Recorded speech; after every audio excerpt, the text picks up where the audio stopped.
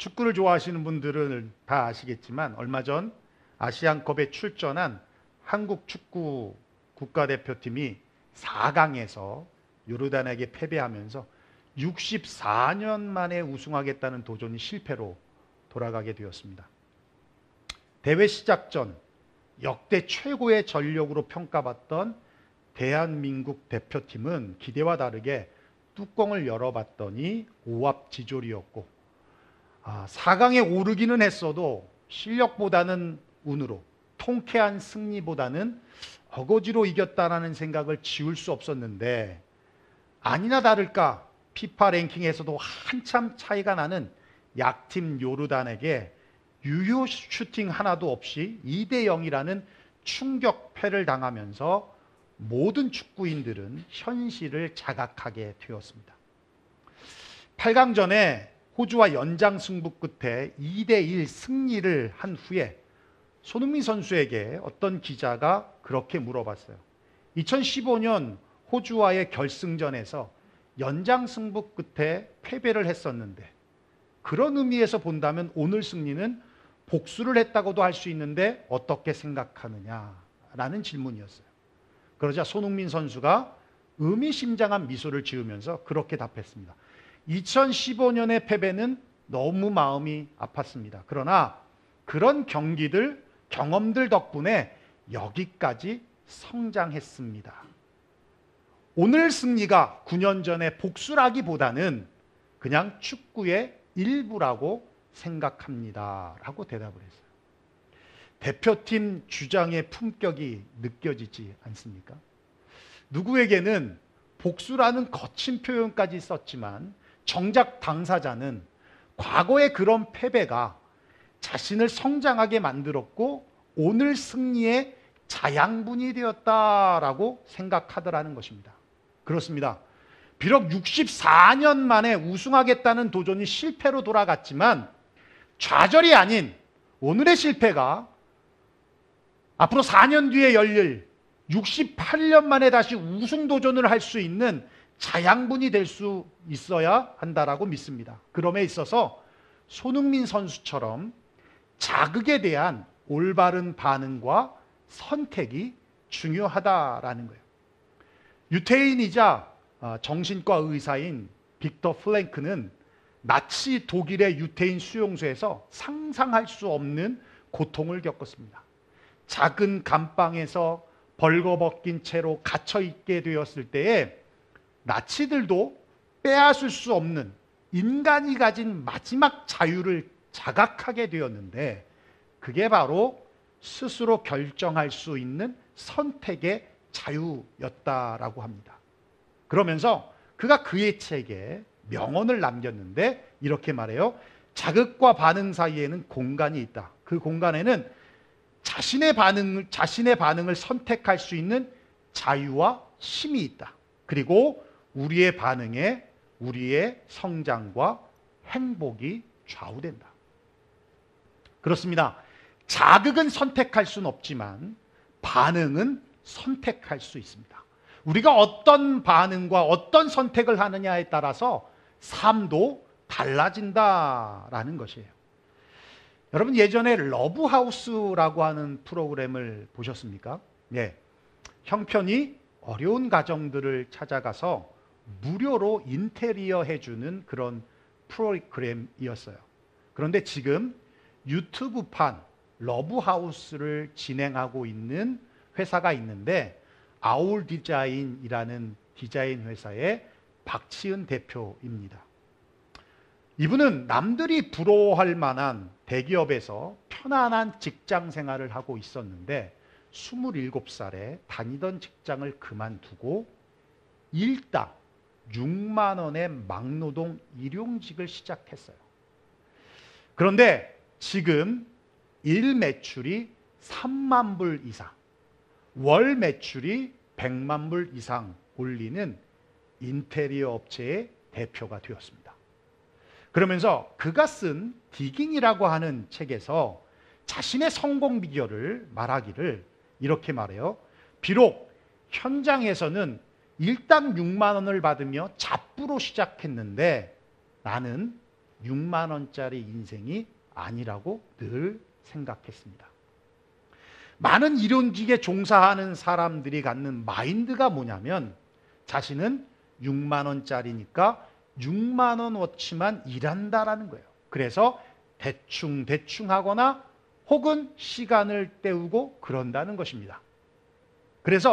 그런데 박지은 대표는 자신의 일을 다 마치고 오히려 다른 기술자의 일들을 보조했다는 거예요. 타일, 조명, 도배 등 분야를 가리지 않고 선배 기술자들을 도와줬다는 것입니다. 물론 추가로 돈을 받지 않았음에도. 그러면 6만 원짜리의 사람들이 왜 사서 고생을 하냐? 그런다고 누가 알아주냐라고 말하면서 자신을 어리석게 봤다라는 거예요. 그런 시선에도 아랑곳하지 않고 박지은 대표는 보조를 자처하면서 욕실, 세탁, 수도 등 인테리어 전 분야에 걸친 시공 과정을 관찰하고 시공 재료, 마감재를 직접 만져보면서 연구할 수 있었으며 그 과정에서 인테리어 과정 전반에 대한 이해와 시공 디테일을 보는 안목을 가졌다라는 거예요. 그래서 인테리어를 전공하지 않았는데 현장에서 공부하면서 습득하고 취득한 이 경험 노하우를 바탕으로 인테리어 회사의 대표가 되었다는 것입니다. 그렇습니다. 일당 6만 원을 보고 사는 사람은 평생 6만 원짜리 인력이 될 뿐입니다. 그러나 그 이상의 가치를 바라보며 반응하는 사람은 6만 원이 아니라 몇천 배의 가치로 상승시킬 수 있다는 거예요. 오늘 우리가 함께 나눌 이 라합이라는 여인도 다르지 않습니다. 여러분들도 잘 아시겠지만 라합은 기생입니다. 원어대로 말하면 창녀예요, 창녀. 그런데 지금 우리가 아는 라합은 유다 지파 살몬과 결혼하여서 보아스를 낳았고 보아스가 룻과 결혼해서 오벳을 낳고 오벳이 다윗의 아버지인 이새를 낳고 이새가 다윗을 낳는, 그리고 그 다윗 가문으로부터 예수 그리스도가 출생하게 되는 믿음의 명문 가문의 혈통을 잇는 여인이 되었다는 거예요. 어찌 보면 라합은 6만 원짜리보다 못한 가치로 여겨지는 인생이일 수 있었습니다. 그러나 지금 어떠한 가치로도 말할 수 없는 믿음의 조상이 되었고 믿음의 전설이 되었다라는 거예요. 그 이유는 자극에 대한 올바른 반응과 선택이 있었기 때문이라는 것입니다. 그렇다면 라합의 삶에 어떤 자극이 있었고 어떤 반응과 선택이 있었는지 우리가 본문을 중심으로 두 가지를 살펴보면서 라합의 배럴 투게더를 함께 찾아보기를 원합니다. 첫째는 그거예요. 라합은 정탐꾼을 숨겨주는 믿음의 반응과 선택을 했습니다. 라합의 인생에 갑자기 어떤 일이 일어났냐면 이스라엘의 정탐꾼이 찾아온 거예요. 이 자극에 라합은 두 가지의 반응과 선택을 할 수 있었습니다. 하나는 신고를 하는 것이고 다른 하나는 숨겨주는 것입니다. 그런데 라합은 숨겨주는 선택을 한 거예요. 그리고 그녀의 행동을 야고보 기자는 2장 25절에 의로운 행동이라고 말씀하고 있고 히브리서 11장 31절에는 믿음의 행동이라고 말씀하고 있어요. 우리 한번 히브리서 11장 31절 읽어볼까요? 시작. 믿음으로 기생 라합은 정탐꾼을 평안히 영접하였으므로 순종하지 아니한 자와 함께 멸망하지 아니하였도다. 네, 그렇습니다. 삶에서 일어나는 어떤 자극에도 믿음으로 반응하면 그 선택은 항상 옳습니다. 왜냐하면 하나님 앞에 하나님의 편에 서는 것이 믿음이고 하나님이 우리의 편인 것을 받아들이는 것이 믿음이기 때문에 그렇습니다. 라합은 목숨을 거는 일이지만 하나님의 편에 서기로 결정했습니다. 그 결정이 그녀의 운명을 바꿔냈던 것입니다. 사랑하는 성도 여러분, 삶에서 일어나는 그 어떤 자극에서도 감정적이거나 세상적인 판단에서의 반응과 선택이 아니라 믿음의 반응과 믿음의 선택이 있기를 축원합니다.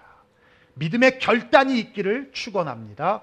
그 선택과 결단이 우리의 운명을 바꿔놓을 것이고 새로운 삶의 기회를 붙잡게 될 줄로 믿습니다.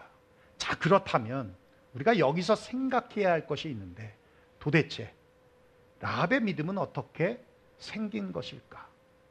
여리고에 살고 있던 이방신을 섬겼던 이방인 라합에게 어떻게 믿음이라고 하는 이 축복의 칩이 심겨졌는가 하는 거예요.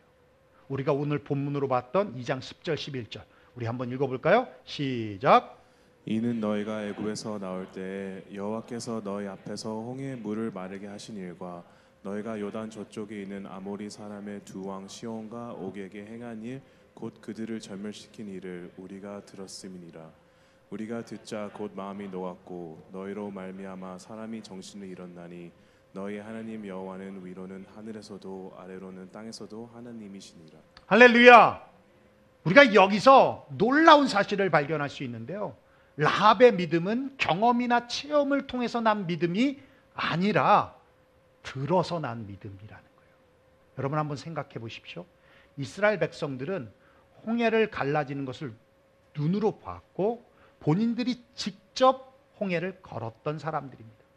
하나님께서 낮에는 구름 기둥으로 밤에는 불 기둥으로 돌보시고 지키셨던 것을 경험했던 사람들입니다.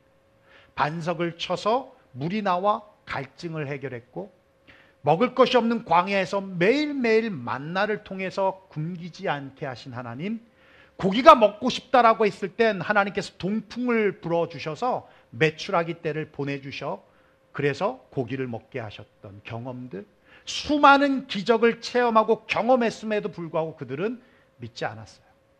어려운 일만 만나면 불평하고 원망하고 그랬던 이스라엘 백성들과 비교해 보면 라합은 요단 동편에서 일어났던 일을 그냥 듣기만 했을 뿐인데 그 소문으로 믿음을 갖게 되었다는 것입니다. 이건 정말 대단한 놀라운 일이 아닐 수가 없다는 거예요. 모세가 죽자 하나님은 여호수아를 다음 지도자로 세우셨어요. 우리가 2주 전에 함께 나눴지만 모세 옆에서 수많은 경험과 체험을 했던 여호수아도 두려워했습니다. 그래서 하나님께서 그를 부르실 때에 두려워하지 말라, 강하고 담대하라 계속적으로 반복적으로 말씀해 주셨어요. 그와 비교해 봐도 라합은 듣고 생긴 믿음이지만 죽음을 각오할 만큼 담대했고 두려움 없이 자신의 목숨을 걸고 정탐꾼들을 숨겨줬던 것을 보면 정말 대단한 믿음이 아닐 수 없다라는 것입니다. 그렇다면 우리는 어떻습니까? 삶 속에서 하나님의 은혜를 경험합니다. 체험합니다. 계시의 완성이라고 하는 성경을 손에 쥐고 있습니다. 읽고 싶으면 언제든지 읽을 수 있습니다. 정말 능력이 있는 목사님들의 설교를 관심만 있으면 유튜브를 통해서도 인터넷 방송을 통해서도 들을 수 있습니다. 성경을 알길 원하면 언제든지 배울 수 있고 언제든지 교회에 와서 기도할 수 있습니다. 그럼에도 불구하고 믿음이 없습니다. 삶의 작은 자극에도 믿음은커녕 염려와 걱정으로 반응하고 선택합니다. 원하는 일이 잘 안 되면 하나님께 불평과 원망을 쏟아 놓습니다. 성경 공부를 해도 믿고 싶은 것만 믿고 주일 말씀을 들어도 듣고 싶은 것만 듣습니다. 믿고 싶은 것만 믿는 것이 믿음이 아닙니다. 듣고 싶은 것만 듣는 것은 자기 위로 자기 위안이지 믿음이 아니라는 거예요. 그런 우리들과 비교해 봐도 라합의 믿음은 정말 대단하다는 거예요. 라합은 하나님에 대한 소문만 듣고 믿음이 생겼습니다. 이것이 축복이고 은혜인 것입니다. 로마서 10장 17절에 말씀하고 있습니다. 우리 한번 읽어볼까요? 시작. 그러므로 믿음은 들음에서 나며 들음은 그리스도의 말씀으로 말미암았으니라. 믿음은 들음에서 난다. 들음은 그리스도의 말씀으로 말미암는다. 말씀의 능력이 있습니다. 말씀의 생명력이 있습니다. 하나님의 말씀은 살아있고 활력이 있습니다. 생동감이 있습니다. 그래서 히브리서 4장 12절에 말씀하고 있습니다. 한번 읽어볼까요? 시작. 하나님의 말씀은 살아있고 활력이 있어 좌우의 날선 어떤 것보다 예리하여 혼과 영과 및 관절과 골수를 찔러 쪼개기까지 하며 또 마음의 생각과 뜻을 판단하나니. 할렐루야. 그러므로 하나님의 말씀을 들으면 영원히 살아납니다. 믿음이 생깁니다. 하나님을 신뢰합니다. 주어지는 말씀을 아멘으로 받을 때 믿음이 강화됩니다. 여러분 믿습니까? 아멘으로 받으십시오. 아멘으로. 듣고 싶은 것만 듣지 마십시오. 들리는 것을 아니라고 자꾸 밀쳐내지도 마십시오. 들어서 거부감이 든다 할지라도 내가 버려야 할 것이라면 듣고 소화시켜야 하는 것입니다. 그대로 들으십시오. 그대로 받으십시오. 듣고 계산하지 마시고 또 저희가 뭔가를 생각하지도 마십시오. 그냥 그대로 받으시면 됩니다. 간절히 집중해서 들으면 세상의 소리를 닫게 되고 하나님의 음성이, 하나님의 말씀이 들려지게 됩니다. 하나님은 시간을 내어 귀를 기울이는 자에게 반드시 말씀해 주십니다. 성경이 말씀하고 있어요. 요한계시록 3장 13절입니다. 한번 읽어볼까요? 시작. 귀 있는 자는 성령이 교회들에게 하시는 말씀을 들을지어다. 할렐루야. 예, 두 번째는 그거예요. 라합은 하나님의 세심한 배려하심이었어요. 여기서 우리가 던져야 될 아주 중요한 두 번째 질문인데요.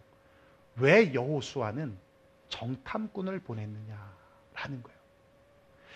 여러분 모세가 가나안에 들어가지 못한 이유 중에 하나가 가데스에 도착했을 때 백성들에게 야 이제 저기만 가면 가나안이다. 우리 하나님이 주신 그 가나안 땅으로 돌진하자라고 말했을 때 백성들이 이렇게 제안을 합니다. 아 그러지 말고요. 우리 정탐꾼을 보내서 어느 길로 가야 할지 어느 성읍으로 우리가 들어가야 할지를 미리 알아봅시다. 그러자 모세가 그 말을 좋게 여겨서 각 지파에서 한 사람씩을 뽑아 12명을 세워서 정탐꾼으로 보냈습니다. 그런데 그게 문제가 됐어요. 신명기 1장 37절에 이렇게 말씀하고 있어요.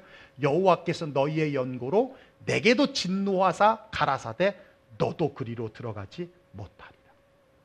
정탐꾼을 보낸 사건은 하나님의 뜻이 아니라는 것입니다. 아니나 다를까 사람들의 말을 좋게 여겨서 보냈던 정탐꾼 중에 무려 10명이 돌아와서 부정적인 보고를 쏟아냈습니다. 그 보고를 들었던 이스라엘 백성들은 싸워보지도 않고 겁을 먹고 하나님과 모세를 원망하고 불신했습니다. 그 결과 그 1세대가 다 죽기까지 가나안을 정탐했던 그 날수를 그 하루하루를 1년으로 환산해서 무려 40년 동안 광야에 돌게 되는 형벌을 받게 되는 것만이 아니라 모세 또한 좋게 여긴 죄로 별것 아니라고 여기고 백성들의 요구를 들어줬던 그 죄로 모세도 가나안에 들어가지 못하게 되었다는 것입니다. 그랬던 경험이 있었는데 정탐꾼을 또 보낸다고? 정탐꾼을 보내지 않아도 주시겠다고 한 땅은 주시는 것이고 우리가 지난주 말씀을 나눴지만 전쟁을 하겠다라고 했던 여호수아가 백성에게 내렸던 명령은 양식을 준비하라, 안식을 도우라는 명령이었어요. 전술과 전략을 짜지 않았습니다. 무기를 점검하지 않았습니다. 그만큼 하나님께서 이 전쟁을 승리로 주실 것을 믿었다는 것입니다. 정탐꾼을 보낼 필요가 있었겠느냐라는 거예요. 그리고 그렇게 보내진 정탐꾼이 한 것이 무엇인지 아십니까? 여리고성에 들어가자마자 기생 라합의 집에 있다가 발각되어서 결국 도망쳐야 하는 상황이 되었다는 거예요. 그러니까 정탐꾼이 한 것은 기생 라합을 만난 것이 전부였습니다. 그렇다면 정탐꾼을 보낸 일은 여호수아의 불신앙 때문인가? 아니요. 이건 하나님의 명령이었어요. 그 이유는 그에 대한, 그 행동에 대한 하나님의 책망이 없기 때문입니다. 그렇다면 왜 하나님은 정탐꾼을 보내게 하셨을까? 이유는 단 한 가지. 라합을 만나게 하기 위해서. 정탐꾼이 여리고성에 들어가서 본 것은 라합밖에 없습니다. 그런데 그들이 돌아와서 뭐라고 보고를 하냐면 2장 24절이에요. 우리 한번 읽어볼까요? 시작. 또 여호사에게 이르되 진실로 여호와께서 그 온 땅을 우리 손에 주셨으므로 그 땅의 모든 주민이 우리 앞에서 간담이 녹더이다 하더라. 예, 라합의 들어서 난 믿음을 보고 정탐꾼들은 확신을 가졌다. 우리가 이겼다. 라합만 만났는데도 그들에겐 확신이 들었다는 거예요. 우리가 이겼다. 여러분, 전쟁에서 중요한 것이 무엇입니까? 우리가 이긴다는 믿음과 확신입니다. 그걸 사기라고 하는 것이고 기세라고 하는 것이며 흐름이라고 하는 거예요. 전쟁에서 사기가 꺾이고 기세가 꺾이고 흐름이 넘어가 버리면 군사들은 다 도망가 버리는 겁니다. 알렉산더 대왕에 대한 유명한 일화가 있어요. 알렉산더는 10배가 더 넘은 적들과 전투를 앞두고 있었습니다. 병사들은 적의 수에 압도되어서 겁을 먹고 있었어요. 이대로 전쟁을 했다가는 질 게 뻔했습니다. 그래서 병사들을 모아놓고 제안을 합니다. 어젯밤에 내가 기도했더니 신께서 내게 말했다. 내가 지금 쥐고 있는 이 동전을 던져서 앞면이 나오면 신께서 우리에게 이 전쟁을 승리하게 하실 것이고 뒷면이 나오면 우리는 패배할 것이다. 그러니 앞면이 나오면 전쟁을 하자. 뒷면이 나오면 퇴각하자. 그리고는 동전을 던졌습니다. 어디가 나왔게요? 앞면이 나왔어요. 왜냐하면 그 동전은 뒷면이 없습니다. 그러자 병사들이 승리의 확신을 갖고 일제히 환호를 지르면서 전쟁에 나가서 정말 싸워 이겼습니다. 수적 열세를 이기고 승리했다는 겁니다. 결국 무엇이 승리를 만들어냈습니까? 확신이에요. 확신. 이렇게 승리에 대한 믿음과 확신은 중요하다라는 거예요. 여러분, 다윗이 어떻게 골리앗을 이겼습니까? 무기를 이겼다고요? 아니요. 믿음의 확신이었습니다. 너는 칼과 창과 단창으로 나오지만 나는 만군의 여호와의 이름으로 내게 나아간다. 오늘 여호와께서 너를 내 손에 붙일 것이고 내가 너를 쳐서 내 목을 베고 블레셋 군대의 시체를 공중의 새와 땅의 들짐승들에게 주어서 온 땅으로 이스라엘의 하나님이 계신 줄을 알게 할 것이다 라고 하면서 골리앗에게 달려가면서 물맷돌을 딱 던졌을 때 한 방에 맞고 쓰러져서 승리할 수 있었다는 거예요. 요한일서 5장 4절입니다. 우리 한번 읽어볼까요? 시작. 물은 하나님께로부터 난 자마다 세상을 이기느니라. 세상을 이기는 승리는 이것이니 우리의 믿음이라. 여러분 믿습니까? 아멘. 여러분 안에 믿음이 있다면 여러분 세상에서 승리한다라는 거예요. 이스라엘에게 있어서 정탐꾼에게 있어서 라합은 앞서서 행하시는 하나님을 보게 한 사람입니다.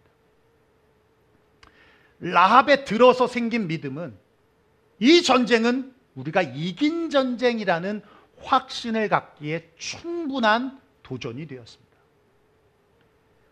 라합과 정탐꾼이 투게더 했을 때 라합은 자신만이 아니라 가족, 형제, 지인에 이르기까지 다 구원을 받고 명문 가문의 혈통을 잇는 여인이 되었습니다. 그리고 이스라엘은 전쟁의 확신을 갖고 하나님의 세심한 배려하심으로 라합을 통해서 깨닫게 되었다는 거예요. 그 결과 라합으로 인해 better together 되었다는 것입니다. 사랑하는 성도 여러분, 어떤 자극에도 라합과 같이 믿음에 반응하시고 믿음으로 반응하시고 선택하십시오. 비록 그 반응과 선택이 목숨을 걸어야 할 만큼 희생을 요구하는 것이라 하여도, 비록 그 반응과 선택이 가져가야 할 것을 못 갖고 먹어야 할 것을 못 먹는 헌신을 요구하는 것이라 할지라도 여러분 믿음으로 반응하시고 선택하십시오. 왜냐하면 믿음의 반응과 선택은 반드시 함께하는 모든 이들과 더 좋은 곳으로, 더 나은 곳으로 배러하게 이끌어가기 때문에 그렇습니다. 그래서 결국 함께 더 베스트한 복을 누리게 될 것이기 때문에 그렇다는 것이에요. 여러분, 이번 한 주간도 믿음으로 반응하시고 선택하셔서 better together 하시는 저와 여러분 되시기를 주의 이름으로 축원합니다. 기도하겠습니다. 예, 오늘 말씀 들은 대로 우리 함께 기도했으면 좋겠습니다. 자극은 선택할 수 없습니다. 그런데 그 자극에 대한 반응과 선택은 우리의 몫입니다. 우리가 어떤 반응과 어떤 선택을 하느냐에 따라서 우리의 삶이 달라집니다. 그걸 오늘 본문을 통해서 이 라합이라는 여인을 통해서 우린 분명히 확인할 수 있었습니다. 여러분의 삶 속에 찾아오는 수많은 자극들을 여러분은 어떻게 반응하고 또 어떻게 선택하고 계십니까? 혹시 감정적으로, 감각적으로, 혹은 여러분의 경험의 노하우를 따라서, 혹은 세상적인 가치와 판단을 따라서 선택하고 반응하고 계시지는 않습니까?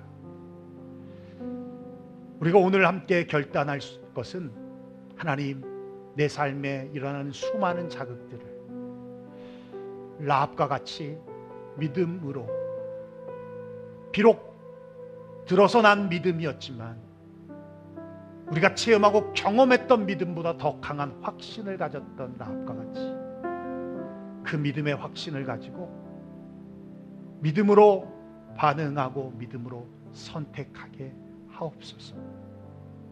그래서 나로 인하여, 마치 라합으로 인하여 이스라엘 백성들이 승리할 수 있는 확신을 갖게 되어진 것처럼 나로 인하여 내 이웃, 내 형제, 내 자매, 또 교우들, 내 직장 동료들, 내 친구들에 이르기까지 나로 인하여 선한 영향력을 미치고 나와 함께함을 통해서 better together 되어지는 그런 축복의 삶이 열릴 수 있도록 하나님 인도하여 달라고 우리 시간 함께 통성으로 기도하며 나아가겠습니다. 함께 기도하겠습니다. 고마우신 우리 아버지 하나님, 감사와 영광을 하나님 앞에 올려